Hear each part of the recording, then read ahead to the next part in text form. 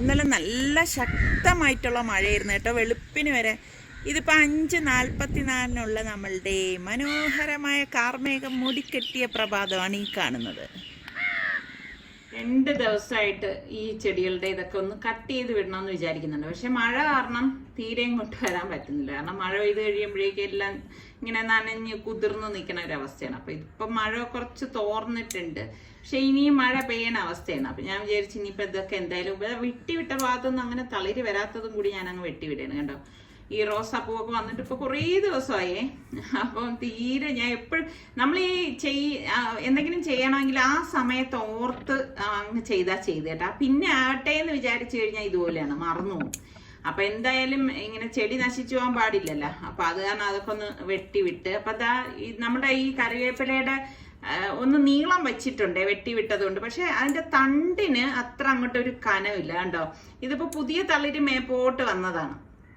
അപ്പം ഇങ്ങനെയുള്ള കാര്യങ്ങളൊക്കെ ഒന്ന് വെട്ടിവിട്ട്, പിന്നെ നമ്മളുടെ ബോഗൻവില്ലയിൽ ഒരു ഒറ്റ പൂ പോലും ഇല്ല. എനിക്കൊന്ന് ഇപ്പം പൂ പിടിക്കുന്ന മാസം അല്ലാന്ന് തോന്നുന്നല്ലേ. അതിനും എനിക്കൊന്ന് അതിൻ്റെതായ സമയത്ത് മാത്രമേ പൂക്കത്തുള്ളൂ എന്ന് തോന്നുന്നു. എനിക്ക് അതിനെക്കുറിച്ച് കൂടുതലൊന്നും അറിയത്തില്ല.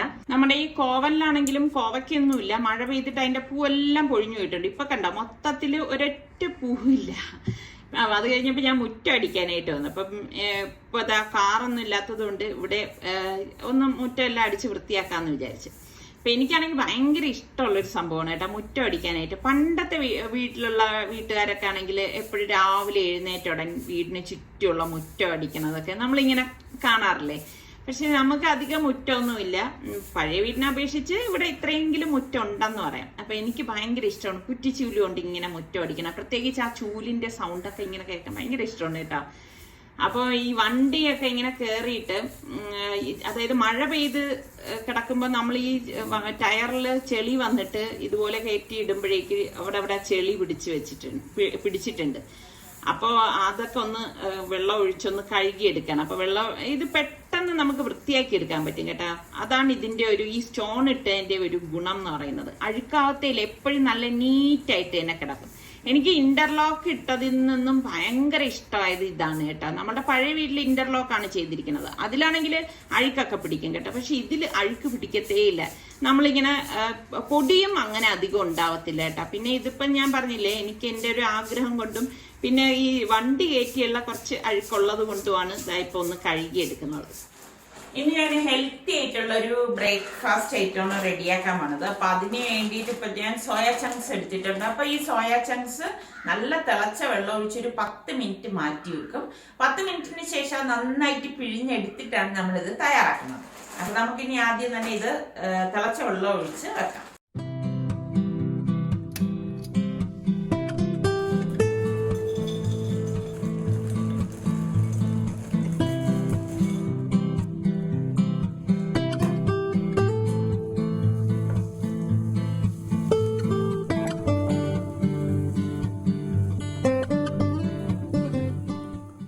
ഇത് 10 മിനിറ്റെങ്കിലും നമുക്ക് ഇതുപോലെ റെസ്റ്റ് ചെയ്യാനായിട്ട്. മിസ്സറിക്കക്ക് സോയ ഇഷ്ടമല്ല. അപ്പൊ അതാണ് ഞാൻ ഇപ്പൊ ഗോതമ്പ് പുട്ട്, ഇറച്ചിപ്പുട്ടാണ് റെഡിയാക്കാൻ പോണത്. എനിക്കും സോയ വലിയ ഇഷ്ടമില്ല കേട്ടോ. ഞാൻ പച്ചവെള്ളത്തിൽ തന്നെയാണ് പുട്ടിന് നനച്ചെടുക്കണത്. ഉപ്പിട്ടിട്ട് വെള്ളം കലക്കിയെടുക്കുക.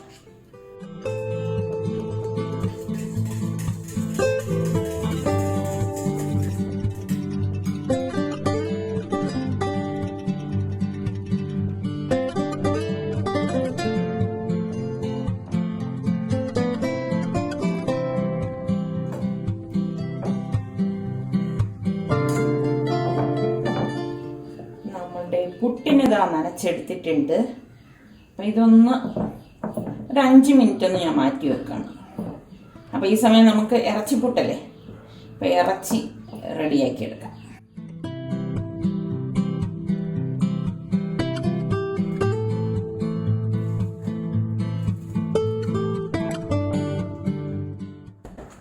അപ്പം ഇറച്ചിപ്പുട്ടല്ലേ നമ്മൾ തയ്യാറാക്കുന്നത്.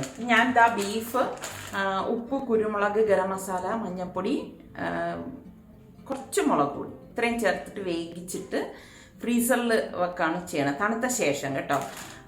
അപ്പോൾ അതിൽ നിന്ന് ഇപ്പം ഞാൻ കുറച്ച് ബീഫ് എടുത്തിട്ടുണ്ട്. നമുക്ക് ഇനി പുട്ടിന് വേണ്ടത് എങ്ങനെ റെഡിയാക്കണം നോക്കാം. അപ്പം നമ്മളിങ്ങനെ തയ്യാറാക്കി വെക്കുമ്പം ഒരു ഗുണമുള്ളതെന്ന് വെച്ചാൽ പിന്നെ നമുക്ക് സമയമൊന്നും വേസ്റ്റ് ആകുന്നില്ല, പെട്ടെന്ന് തന്നെ തയ്യാറാക്കി എടുക്കാൻ പറ്റും.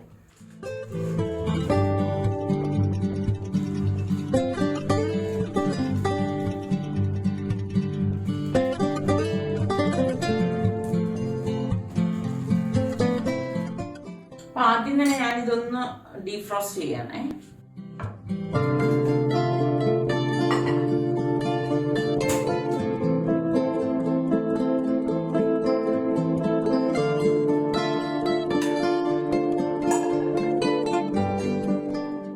അപ്പം അതവിടെ റെഡിയാവുന്ന നേരം കൊണ്ട് നമുക്കിത് സ്ക്വീസ് ചെയ്തെടുക്കാം, നന്നായിട്ട് പിഴിഞ്ഞെടുക്കണം.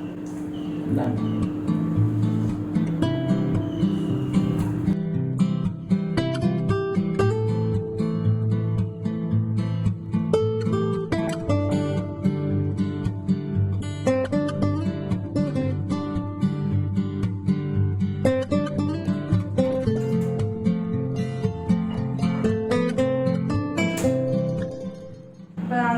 ബീഫ് ഇവിടെ ഡീഫ്രോസ്റ്റ് ആയി വന്നിട്ടുണ്ട്. ഇനി നമുക്കിതൊന്ന് ക്രഷ് ചെയ്തെടുക്കണം. അപ്പോൾ ബീഫ് ക്രഷ് ചെയ്യുന്നതിന് മുമ്പ് നമുക്ക് ഈ സോയ ഒന്ന് അരച്ചെടുക്കണം.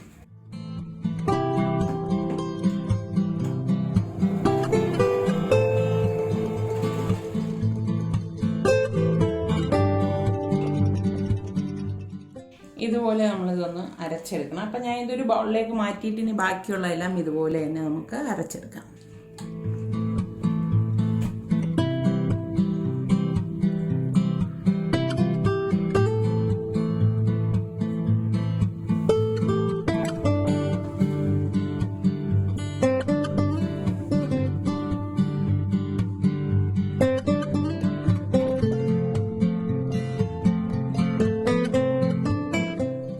ഇത്രയും മാത്രമേ ഞാൻ ഇതിനായിട്ട് എടുക്കുന്നുള്ളൂ. ഈ ഇരിക്കുന്ന ബാക്കി സോയ ഞാൻ എയർ ഫ്രയറിൽ വെച്ച് റെഡിയാക്കി എടുക്കുകയാണ് ചെയ്യുന്നത്. അപ്പോൾ ഈ അരച്ച് വെച്ചിരിക്കുന്ന ഈ സോയയിലേക്ക് 1 ടീസ്പൂൺ മുളക് പൊടി, 1 ടീസ്പൂൺ മഞ്ഞൾപ്പൊടി, 1 ടീസ്പൂൺ മല്ലിപ്പൊടി, 1 ടീസ്പൂൺ ഗരം മസാലപ്പൊടി, പാകത്തിനുള്ള ഉപ്പ്, ഇത്രയും കൂടി ചേർത്തിട്ട് നമുക്കിത് നന്നായിട്ടൊന്ന് മിക്സ് ചെയ്തെടുക്കണം. അപ്പം നിങ്ങൾക്ക് ഇതിപ്പം നല്ലതുപോലെ മഷി പോലെ അരച്ചെടുക്കണമെങ്കിൽ കുറച്ച് വെള്ളം ചേർത്തിട്ട് അരച്ചെടുത്താലും മതി കേട്ടോ. ഇതിപ്പം ഞാൻ അങ്ങനെയല്ല അരച്ചെടുത്തിരിക്കുന്നത്.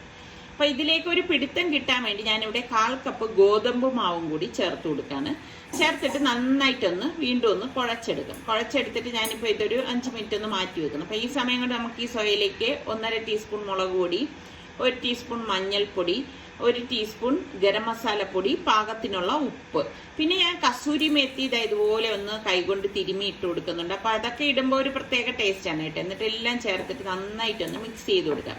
അപ്പോൾ ഇതിലേക്ക് നമ്മൾ ഓയിലോ ഒന്നും ചേർക്കുന്നില്ല, ഹെൽത്തി ആയിട്ട് ഉണ്ടാക്കുന്നതുകൊണ്ടാണ് നമ്മൾ അതൊന്നും ചേർക്കാത്തത്. അപ്പം ഞാൻ എയർ ഫ്രയറിലേക്ക് ഈ മസാല പരത്തിയ സോയ ഇട്ട് കൊടുക്കുകയാണ്. ഇത് വെച്ചിരിക്കുകയൊന്നും ചെയ്തിട്ടില്ലായിരുന്നു, ഇതുപോലെ തന്നെ ഡയറക്റ്റ് ഇട്ട് കൊടുക്കുകയാണ് ചെയ്യണത് കേട്ടോ.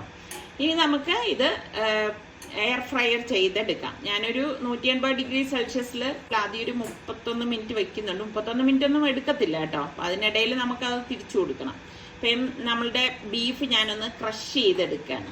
ഇങ്ങനെ നമ്മൾ റെഡിയാക്കി ഫ്രീസറിലൊക്കെ വെക്കുമ്പം ഇതുപോലെ പെട്ടെന്നൊക്കെ തയ്യാറാക്കി എടുക്കാൻ നമുക്ക് എളുപ്പമാണ് കേട്ടോ. അപ്പം ഇതിൽ നിങ്ങൾക്ക് മസാല വേണമെങ്കിൽ മസാല ആക്കി എടുക്കാം. ഞാനിപ്പോൾ ജസ്റ്റ് ഇതുപോലെ ക്രഷ് ചെയ്തെടുത്തിട്ടേ ഉള്ളൂ. കാരണം ഞാനിതിൽ മസാലയൊക്കെ ചേർത്തിട്ടാണ് വേവിച്ച് വെച്ചിരുന്നത്. അപ്പം എപ്പോഴും നമ്മൾ കുക്കറിൽ ഇതുപോലെ വേവിച്ച ശേഷം നന്നായിട്ട് തണുത്തിട്ട് മാത്രമേ ഫ്രീസറിലേക്ക് മാറ്റാവൂ കേട്ടോ. അത് പ്രത്യേകം ശ്രദ്ധിച്ചേക്കണം. അപ്പം ഞാൻ അടുത്ത ബാച്ചും ഇതുപോലെ തന്നെ ഒന്ന് ക്രഷ് ചെയ്ത് എടുക്കാൻ പോവാണ്.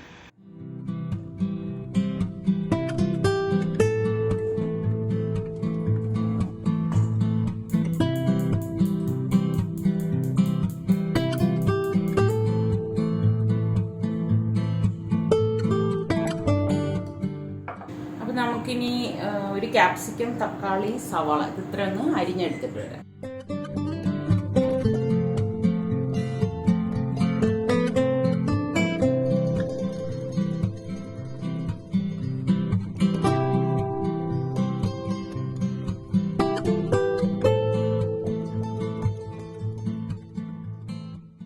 അപ്പം ഞാനത് ആ പുട്ടിന് വേണ്ടിയിട്ട് തേങ്ങ ആദ്യം ഇട്ട് കൊടുക്കുന്നുണ്ട്. പിന്നെ നമുക്ക് ഈ ക്രഷ് ചെയ്ത് വെച്ചിരിക്കുന്ന ബീഫ് ഉണ്ടല്ലോ അതിട്ട് കൊടുക്കാണ്. അതിനുശേഷം ഞാൻ ഈ നമ്മളുടെ പുട്ടിൻ്റെ മാവ് നനച്ച് വെച്ചിരിക്കുന്നത് ഇട്ട് കൊടുക്കുന്നു. പിന്നെ ഓരോ ലെയർ ഇതുപോലെ തന്നെ തേങ്ങയും ഇറച്ചിയും അതുപോലെ തന്നെ ഈ മാവും കൂടി ഇങ്ങനെ ലെയർ ചെയ്തെടുക്കുകയാണ് ചെയ്യുന്നത്. അതൊക്കെ നമ്മളുടെ ഇഷ്ടത്തിനനുസരിച്ച് ഇതിലൊക്കെ മാറ്റങ്ങൾ അങ്ങോട്ടും ഇങ്ങോട്ടും ഒക്കെ വരുത്താം. ഇങ്ങനെ തന്നെ വേണമെന്നൊന്നും യാതൊരു നിർബന്ധവും ഇല്ല കേട്ടോ. അപ്പോൾ ഇതാകുമ്പോൾ ഒരു ഗുണം എന്താണെന്ന് വെച്ചാൽ പിന്നെ നമുക്ക് കറി അന്വേഷിച്ചിരിക്കേണ്ട കാര്യമില്ല, എല്ലാം ഇതിൽ തന്നെ ഉണ്ടല്ലോ. അപ്പോൾ ഇതാ നമ്മളുടെ ഈ ചെയ്ത് വെച്ചിരിക്കുന്ന സോയയിലേക്ക് വെജിറ്റബിൾസ് എല്ലാം ചേർത്ത് കൊടുത്തിട്ട് കൈകൊണ്ട് നന്നായിട്ടൊന്ന് മിക്സ് ചെയ്ത് കൊടുക്കാം. അപ്പോൾ ഇതിൽ വെജിറ്റബിൾസും ആയി സോയയായി. അപ്പോൾ ഒരു വെറൈറ്റി ആയിട്ടുള്ള ഒരു ബ്രേക്ക്ഫാസ്റ്റാണ് റെഡിയാക്കണമായിട്ട്. അപ്പോൾ നമ്മളുടെ അത് എയർ ഫ്രയറിലൊരു 13 മിനിറ്റ് ബാക്കിയുള്ളപ്പോഴേക്കും ഞാൻ ഈ സംഭവം പുറത്തേക്ക് എടുത്തു. കണ്ടോ, ഒരു സൈഡൊക്കെ ഒന്നും ഒരിഞ്ഞ് വന്നിട്ടുണ്ട്. അപ്പോൾ ഇനി ഇതൊന്ന് ജസ്റ്റ് ഞാനൊരു സ്പൂൺ കൊണ്ടൊന്ന് ഇളക്കിയിട്ട് കൊടുക്കുകയാണ് കേട്ടോ. എല്ലായിടത്തും ഒരേപോലെ ഈക്വലായിട്ട് വരാൻ വേണ്ടിയിട്ടാണ് ഇളക്കിയിട്ട് കൊടുക്കുന്നത്. വീണ്ടും ഞാനിത് ടൈം സെറ്റ് ചെയ്തിട്ടില്ല, ബാക്കിയുള്ള ടൈമിൽ ഓൺ ചെയ്ത് വെക്കുകയാണ് ചെയ്യുന്നത്. അപ്പോൾ ഇതാ നമ്മളുടെ പുട്ടും ഇവിടെ റെഡി ആയിട്ടുണ്ട്. ഇത് പുട്ടാകുമ്പോൾ എളുപ്പം റെഡി ആയി കിട്ടുമല്ലോ. 1-2 മിനിറ്റ് ആകുമ്പോൾ തന്നെ ആവി വന്നിട്ടുണ്ടാവും. അപ്പോൾ നമുക്കിനി ഇതിപ്പോൾ റെഡിയാക്കാൻ വേണ്ടി ഞാനൊരു പാനിലേക്ക് ഒലിവ് ഓയിലാണ് ഒഴിച്ചിരിക്കുന്നത്. 1 ടേബിൾ സ്പൂൺ ഒലിവ് ഓയിൽ മാത്രമേ ഞാൻ ഒഴിച്ചിട്ടുള്ളൂ കേട്ടോ.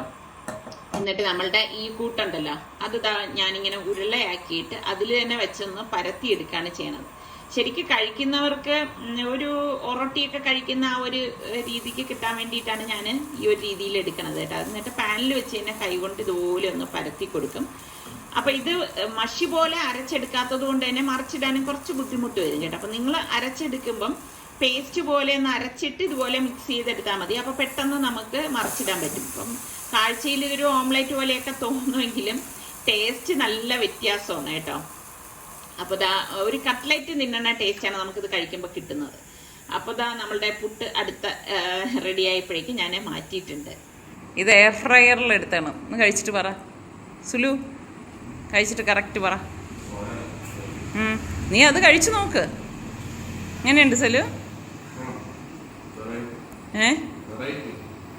ടേസ്റ്റ് ഉണ്ടോ?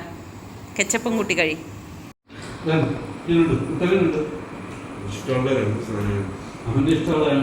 എന്താണ്? ബീഫും പുട്ടും.